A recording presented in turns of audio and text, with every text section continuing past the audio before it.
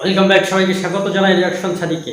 ইতিমধ্যে আপনারা দেখতে পাচ্ছেন যে বাংলাদেশের কি বিশৃঙ্খল পরিবেশ, এই বিশৃঙ্খল পরিবেশের মধ্য দিয়ে এগিয়ে যাওয়া আমার দেশ চলছে।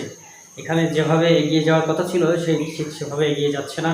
আপনারা দেখছেন যে বাংলাদেশকে অস্থিতিশীল করতে বাংলাদেশকে নিয়ে নানা রকম নীল নকশা আঁকছে ভারতে বসে শেখ হাসিনা, এমনটাই বলছেন বিভিন্ন বিশ্লেষকেরা। যার ধারাবাহিকভাবে আমরা দেখতে পাচ্ছি এখানে প্রধান টার্গেট হচ্ছে হিন্দু ধর্মের মানুষগুলো, সকল সহজ সরল মানুষগুলোকে ট্রোপ হিসেবে, ফাঁদ হিসেবে ব্যবহার করছে এই আওয়ামী লীগ সরকার ভারতে বসে এবং ভারতের মদতপুষ্ট হয়ে। 15টি বছর বাংলাদেশ থেকে ভারত যেভাবে খানাপিনা খেয়েছে বা পেয়েছে, সেই খানাপিনার মধ্যে হঠাৎ ভাটা পড়ায় এমনই তারা শুরু করেছে। বাংলাদেশ যেন তাদের কাছ থেকে হাতছাড়া হয়ে গেছে।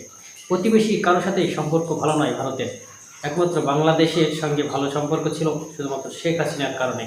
কিন্তু এখন কি নাই? এখনও তো প্রত্যেকে, যেমন বিএনপি, জামাতে ইসলামী, প্রত্যেকেই বলছে ভারতের সাথে আমরা ভালো সম্পর্ক গড়ে তুলব।